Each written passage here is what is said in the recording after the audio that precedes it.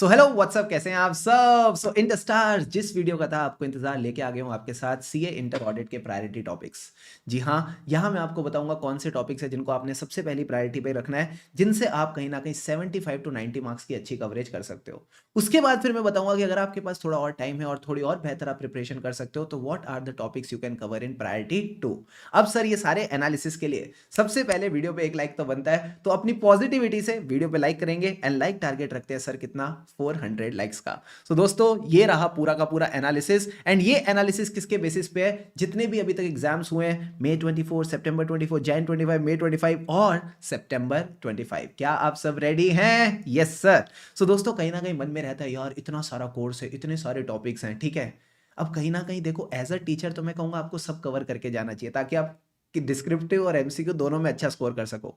But sir, अगर आपको ऐसा लगता है यार कि सर आप हमको ना ये बता दो पहली प्रायोरिटी पे क्या करना है, पहले आप वो टॉपिक्स बता दो जिनका कहीं ना कहीं एग्जाम में आना ही आना है, वो थोड़े सिंपल भी हैं, वो इजी टू स्कोर भी हैं, तो मैं आपको सबसे पहले बता देता हूँ प्रायोरिटी 1 टॉपिक। ठीक है सर। तो प्रायोरिटी 1 में सबसे पहले आपने क्या करना है ना, ये मैं आपको अपनी बुक के हिसाब से बता रहा हूँ, ठीक है। तो मैं आपको टॉपिक्स भी बताता जाऊंगा कि उन चैप्टर्स में क्या क्या टॉपिक आते हैं, तो अकॉर्डिंगली अगर आप आईसीए स्टडी मटेरियल रेफर कर रहे हो या आपने किसी और फैकल्टी से भी पढ़ा है, तो अकॉर्डिंगली आप मैनेज करके चल सकते हो। ठीक है सर। सबसे पहले आपने कवर करना है चैप्टर नंबर 1, SQC1 SA220, जिसको हम एथिक्स बोलते हैं, एंड साथ ही साथ SA210। इन तीनों की मिला के आप वेटेज मान सकते हो एग्जाम में कहीं ना कहीं 16 टू 18 मार्क्स रहने वाली हैं। They are very easy, very scoring. फिर आपने सेकंड चैप्टर करना है, that is chapter 2, planning strategy and programme. भैया, इसके 3 क्वेश्चन हर बार आते ही आते हैं, 2 डिस्क्रिप्टिव क्वेश्चन और एक एमसीक्यू। तो इसकी वेटेज भी एग्जाम में लगभग 12 नंबर की रहती है। अगर आप इन दोनों को ही ऐड करोगे ना, तो आप देखोगे अराउंड 30 मार्क्स की कवरेज तो यहीं हो गई। इसके साथ एक चैप्टर और कर लो, बहुत ही आसान रहता है, मोस्टली हर एग्जाम में वो आईसीए पूछता है, दैट इज ऑडिट डॉक्यूमेंटेशन। इसकी वेटेज भी 4 टू 5 मार्क्स है। और अगर मैं आपको दिखाऊं ना, सितंबर 25 में इन्हीं टॉपिक से टोटल सर कितने का आ गया, 6 + 5 11, 20, 32, 37 मार्क्स की तो वेटेज सर सितंबर 25 में इसके आ गई। अगर मैं मई 25 बोलूं, 9 + 5 14, 27, 31, यानी दोस्तों कहीं ना कहीं अगर आपको 30 मार्क्स कवर करने श्योर शॉर्ट, तो सबसे पहले आपको ये 3 चैप्टर कंप्लीट कर लेने चाहिए। ठीक है सर। सर और भी कुछ अच्छे इजी इजी टॉपिक्स बता दो which are very scoring. The next easy topic is ऐसे 500 की सीरीज। उसमें से अभी मैंने 530 520 इंक्लूड नहीं किया, उसकी बात मैं अलग से करूंगा, बट 500 की जो सीरीज है उसमें लगभग 6-7 जो अपने स्टैंडर्ड्स आ जाते हैं। अपार्ट फ्रॉम दिस, 2 छोटे छोटे स्टैंडर्ड है, 260 265, इनमें से भी एक क्वेश्चन कहीं ना कहीं आ ही जाता है। एंड इसके अलावा एक एक पेज के टॉपिक हैं, अजर्शंस और ऑडिट ट्रेल। इनकी सर अगर मैं वेटेज बताऊं ना सर कितने की आती है, they are also having a weightage of 20 to 25 marks. यानी भैया 30 मार्क्स यहां हो गए, 20 मार्क्स यहां हो गए, 50 तो यही हो गए। सर पास तो हम इसी में हो गए। क्या इतना ही करके जाए? भैया अगर 50 नंबर का पढ़ोगे, 50 मार्क्स का पढ़ोगे, तो ऐसा थोड़ी 50 में से 50 आ जाएंगे। ठीक है। तो अपने को कवरेज थोड़ी और बढ़ानी चाहिए, अच्छी करनी चाहिए, ताकि कहीं ना कहीं हमारे पास एक अच्छा क्वेश्चन हो अच्छे नंबर स्कोर करने का। Deal done sir. इसके बाद आप उठा लो चैप्टर 6, जिसको हम प्यार से बोलते हैं मटीरियलिटी की मास्टर क्लास। यहां पे तीनों चैप्टर आ जाएंगे। सबसे पहले हमारा मटीरियलिटी, फिर उसके बेसिस पे सैंपलिंग, उसके बाद evaluation of miss statement, that is ऐसे 450। इन तीनों की भी अगर मैं मिला के देखूं, कहीं ना कहीं 4 टू 6 मार्क्स की वेटेज भी बन जाती है। अब सर एक और बहुत ही आसान टॉपिक है, बहुत ही स्कोरिंग टॉपिक है, दैट इज रिपोर्टिंग। जहां पे आपके पास ऑडिट रिपोर्ट, कारो 2020 कंपनी ऑडिट आ जाता है। इसकी भी वेटेज जनरली एग्जाम में अराउंड 12 मार्क्स रहती है। अब अगर सर मैं इनको ऐड करूं ना, मोटा माटी एग्जामिशन तक तो आप यहां पे ही पहुंच गए। अब सर फिर आता है बैंक ऑडिट। बैंक ऑडिट से कई सारे बच्चे मैं देखता हूं घबराते हैं, but let me tell you, it is very easy and scoring. ठीक है, थोड़ा सा लेंदी है, बट बाबा सिंपल है। और आपको मैं बैंक ऑडिट की खासियत बताऊं? हाँ सर बताओ। आपको पता है ऑडिट का टफेस्ट पेपर अब तक कब आया था? सर कब? जनवरी 25। एंड जब जैन 25 का टफ पेपर आया था ना, एमसीक्यूज में बैंक ऑडिट की एक केस स्टडी आई थी जो 8 मार्क्स की आई थी। Wow sir. अब भैया जो बैंक ऑडिट करके गया था ना, उसके लिए फ्री के नंबर थे, क्योंकि केस स्टडी बहुत आसान थी। और जो बैंक ऑडिट नहीं करके गया, वो अगली बार करके गया था। क्यों सर? फिर तो मेक एग्जाम देने पड़े थे। तो मैं आपको एक सिंपल सी बात बोलूंगा, बैंक ऑडिट जरूर करके जाना। देखो जो क्लास स्टूडेंट्स है उनको पता है कि कहीं ना कहीं हमने 4-5 क्लासेस लगाई थी। We devoted proper 8 to 10 hours on this chapter. इसी चैप्टर की मैंने एक डिटेल्ड रिवीजन वीडियो यूट्यूब पे भी दे रखी है, जिसमें मैंने कॉन्सेप्ट्स के साथ क्वेश्चंस रिवाइज करा रखे हैं। वो डिटेल्ड रिवीजन वीडियो भी 2 आवर्स की है। 2 घंटे, 2 घंटे कह रहा हूँ, 2 आवर्स की है, 2 घंटे की है। एंड सर मैंने इसकी एक क्विक रिवीजन भी दे रखी है उन बच्चों के लिए जिन्होंने बैंक ऑडिट अच्छे से पढ़ रखा है या अच्छे से रिवाइज कर रखा है। वो क्विक रिवीजन वीडियो भी ना आपकी मात्र 1 घंटे की है। तो भैया जितनी चीजें हो सकती थी ना बैंक ऑडिट को कंसाइज करने के लिए I have already done for you. But अगर अब आप एक अच्छे सीए स्टूडेंट बनते हो ना तो आप भी बैंक ऑडिट में एकदम धुरंधर धुरंधर नंबर स्कोर कर सकते हो। एंड लास्ट में आता है सर हमारा चैप्टर 4 और chapter 5 risk assessment, internal control और ऑडिट प्रोसीजर। इस चैप्टर में अगर आप देखोगे कई सारे कॉन्सेप्ट्स हैं और बहुत ज्यादा चीजें थोड़ी थोड़ी फैली हुई भी हैं। मैं आपको इस चैप्टर में कहूंगा कि आप पूरे चैप्टर की रीडिंग और अंडरस्टैंडिंग तो लेके जाना, बट सर जब बात आती है ना लर्निंग की, इस चैप्टर में स्पेशली आप क्वेश्चन बैंक अप्रोच रख सकते हो। ठीक है, जो भी क्वेश्चन बैंक में क्वेश्चन है उन चीजों को आप थोड़ा अच्छे से लर्न करके चलो, बाकी चीजें समझ के भी चलोगे आपका काम बन जाएगा। बात समझ आई इस चैप्टर के लिए स्पेसिफिकली? Yes sir. तो ये हमारे प्रायोरिटी 1 के टॉपिक्स हैं। यहां से आप मान के चलो एग्जाम में कहीं ना कहीं 75 to 90 मार्क्स तो आने ही आने वाला है। ठीक है, जनरली 90 मार्क्स का आ जाता है, बट 75 तो मिनिमम आएगा ही आएगा। ठीक है सर। अब इसके बाद अगर मैं बात करूं प्रायोरिटी 2 की, अभी मैंने जब MTP2 देखा Jan 26 का, उसमें मैंने देखा केस स्टडी में इन्होंने एनालिटिकल प्रोसीजर टेस्ट कर रखा है, तो इसको अच्छे से करके जाना। इसके अलावा सर आती है डिफरेंट टाइप्स ऑफ एंटिटीज। अगर मैं डिफरेंट टाइप्स ऑफ एंटिटीज की बात करूं, अभी पिछले 2 बार से ICAI गवर्नमेंट ऑडिट पे क्वेश्चन पूछ रहा है। मई 25 में अगर आप देखो गवर्नमेंट ऑडिट पे कहीं ना कहीं 6 नंबर के MCQ आए थे। कहां गया बदमाश? ये रहा। सितंबर 25 में भी गवर्नमेंट ऑडिट 5 मार्क्स का आया। कंसिडरिंग द ट्रेंड कि गवर्नमेंट ऑडिट को इंपॉर्टेंस मिल रही है, मुझे लगता है Jan 26 के लिए भी आपको पढ़ के जाना चाहिए। ओके सर, तो सबसे पहले अपन गवर्नमेंट ऑडिट अच्छे से कर लेते हैं। अब सर अगर गवर्नमेंट ऑडिट नहीं आया तो चांसेस हो जाते हैं कोऑपरेटिव सोसाइटी के, वो भी इनको बहुत पसंद है।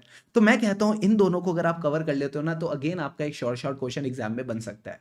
अब आपको लगेगा सर जो बाकी अदर एंटिटीज हैं तो इतनी सारी हैं, क्या क्या करके जाएं? तो अगेन आई विल से सबसे पहली प्रायोरिटी पे आप ये कर लेना, hotel, hospital, education, NGO, firm, LLP, club. देखो LLP अभी पिछली बार आ गया, मैंने दिया था लिस्ट में, LLP अभी पिछली बार आ गया, तो कोई बात नहीं, फिर भी एक बार करके जाओ, क्या पता वापस आ जाए। ठीक है, तो फर्म, LLP, क्लब, लीज पे भी इस बार की MTP में केस स्टडी है, तो इनको सबसे पहले आप प्रायोरिटी पे कर लो, फिर जो बचा हुआ टाइम हो आप बाकियों को देख लेना। ठीक है सर, तो इस तरह से you can cover the other types of entities. Then comes audit of items of FS। Sir इस चैप्टर का क्या करना है मैं बताऊं ना, ये चैप्टर को मैं हमेशा प्यार से बोलता हूँ ये शादी का लड्डू है।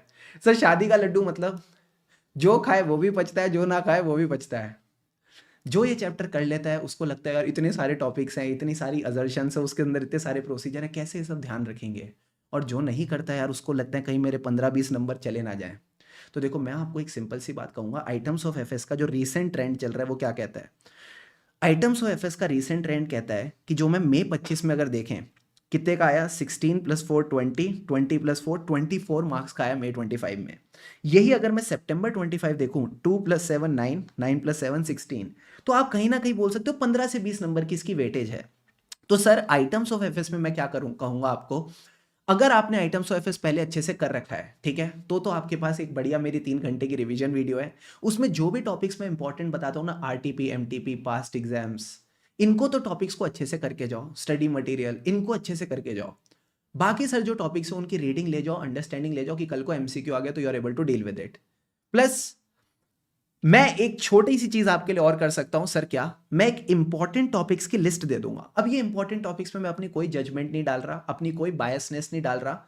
जितने भी टॉपिक्स इन्होंने पूछे हैं ना मई 24 से लेके अब तक, RTP, MTP और मेन एग्जाम्स में, उन टॉपिक्स की आपको मैं लिस्ट दे दूंगा। और कहीं ना कहीं चांसेस है कि उस टॉपिक्स में से कुछ ना कुछ क्वेश्चंस आपको एग्जाम में देखने को मिल जाएंगे। ये चीज मई 25 में भी वर्क करी थी, सितंबर 25 में भी वर्क करी, एंड आई होप Jan 26 के लिए भी वर्क कर जाए। So this is the maximum and best that you can do. अगर आपको लगता है सर पहली बार मैं चैप्टर पढ़ना चाहता हूं, अभी तक तो मैंने पढ़ा नहीं है, तो देखो अगर आपके बोथ ग्रुप्स हैं और अभी आप कुछ नया उठाना चाहते हो, it is up to you if you want to do. But अगर आपका एक ही ग्रुप है, definitely you should cover this chapter. मैंने आई थिंक यूट्यूब पे 8 सेशंस डाल रखे हैं। ये 8 सेशन ज्यादा बड़े बड़े नहीं है, 1 आवर के ही है, almost on an average 1 hour का एक सेशन है। तो आप मान के चलो 8 आवर्स में, ठीक है, 8 आवर्स में आपको पूरे चैप्टर पे कंफर्ट आ जाएगा। और उसी डिटेल्ड 8 आवर्स की मैंने एक 3 आवर्स की डिटेल्ड रिवीजन वीडियो डाल रखी है।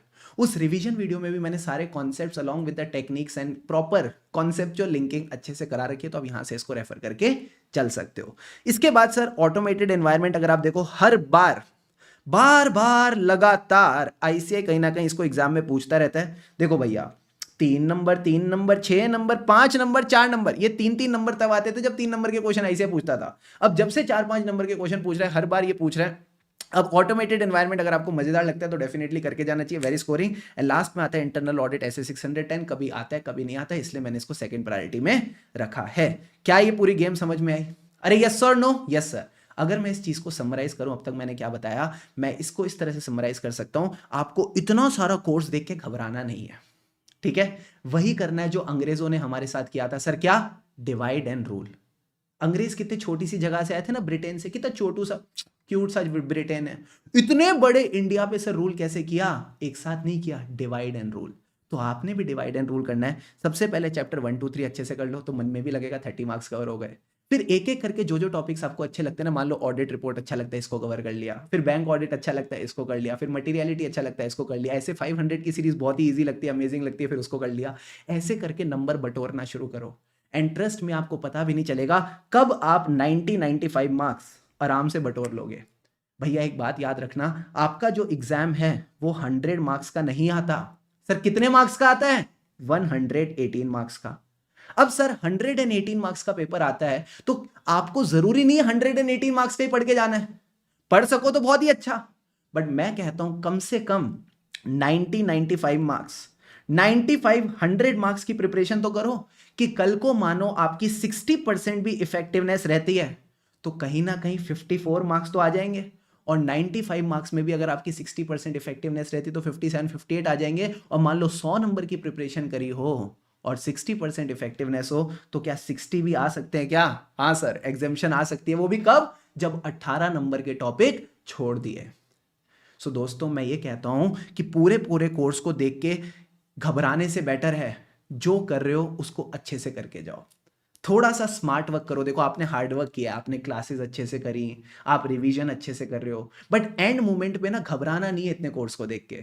जस्ट डिवाइड एंड रूल, आराम आराम से चीजों को करते जाना है, एंड ट्रस्ट मी फिर मजा आ जाएगा। अभी सितंबर 25 में, as you all know, 300 plus of our class students they scored an examination. मैं अभी 40s-50s की बात ही नहीं कर रहा।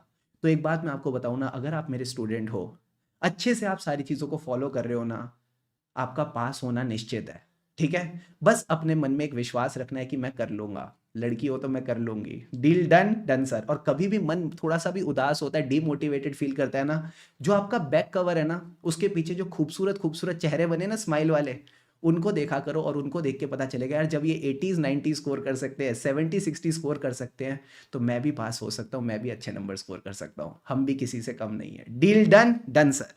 इसके बाद सर मैंने प्रायोरिटी क्वेश्चंस की लिस्ट भी दी है। वैसे तो अगर आप एक अच्छे बच्चे हो जिसने क्लास के साथ सारे क्वेश्चन सॉल्व करे, रिवीजन में भी क्वेश्चन सॉल्व करे, और जो क्वेश्चन ट्रिकी लगते हैं उनको मार्क किया है, तो आपने जो क्वेश्चन मार्क करे ना उनको रेफर करो, इसको इग्नोर कर दो, ठीक है सर? बट अगर आप हो एकदम मर के बदमाश, सर बदमाश यानी आप सोच रहे थे क्वेश्चन कौन ही सॉल्व करे, शुभम सर जो लिस्ट देंगे वही करके जाऊंगा, तो भैया आप नोट्स अच्छे से कर लेना और एटलीस्ट इन क्वेश्चंस को गो थ्रू कर लेना। इससे क्या होगा, जितने भी केस स्टडी बेस्ड तड़कते भड़कते क्वेश्चन है, एटलीस्ट आप उनको एग्जाम से पहले एक बार गो थ्रू कर जाओगे। सर क्या इसी में से क्वेश्चन आएगा? जरूरी नहीं है।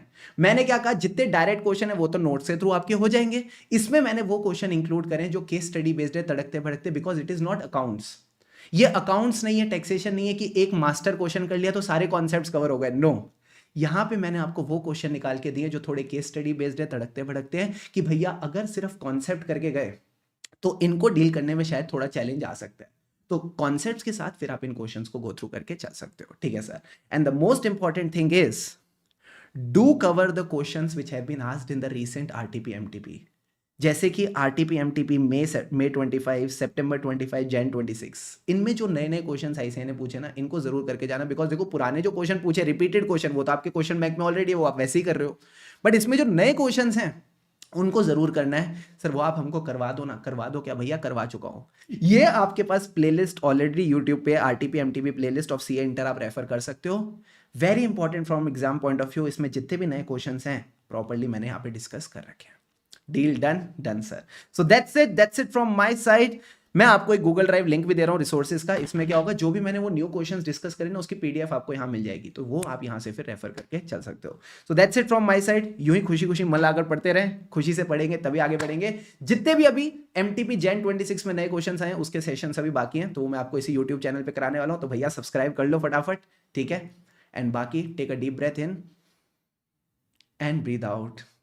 Calm down, baby, calm down. Just relax. Just stay positive, because at this moment जब हमारे पास थोड़े से दिन कम होते हैं, अभी भी वैसे हैं हमारे पास अच्छे खासे 15 दिन तो कम से कम है जनवरी स्टार्ट होने में। देखो जब दिन कम होते हैं ना और जैसे एग्ज़ाम पास आने लगते हैं, थोड़ी सी टेंशन होने लगती है, थोड़ी सी घबराहट होने लगती है। और मैं बताऊँ ये पहली बार नहीं हुआ आपके साथ, इससे पहले जब आपने फाउंडेशन के एग्ज़ाम दिए थे तब भी हुई थी, शायद इससे पहले जब आपने ग्रुप 1 के एग्ज़ाम दिए थे तब भी हुई। बट दोस्त आपने वो एग्ज़ाम्स क्लियर कर लिए। कैसे? टेंशन लेके या एक्शन लेके? सर एक्शन लेके। सो चेहरे पे स्माइल रखेंगे, पॉजिटिव रहेंगे और एक्शन लेते रहेंगे। और अगर आपने पॉजिटिवली एक्शन लेते रहे तो पॉजिटिव रिजल्ट्स भी मिलेंगे। ठीक है, so that's it from my side. यूं ही खुशी खुशी मिलाकर पढ़ते रहो, खुशी से पढ़ोगे तभी आगे बढ़ोगे। एंड यस, अभी तक अगर वीडियो को लाइक नहीं किया तो do give it a like and comments में लिख जाना सर क्या, I will clear my audit exam. ठीक है, I will clear my audit exam. लगे रहो मित्रों, लगे रहो, कीप गोइंग इंटर स्टार्स।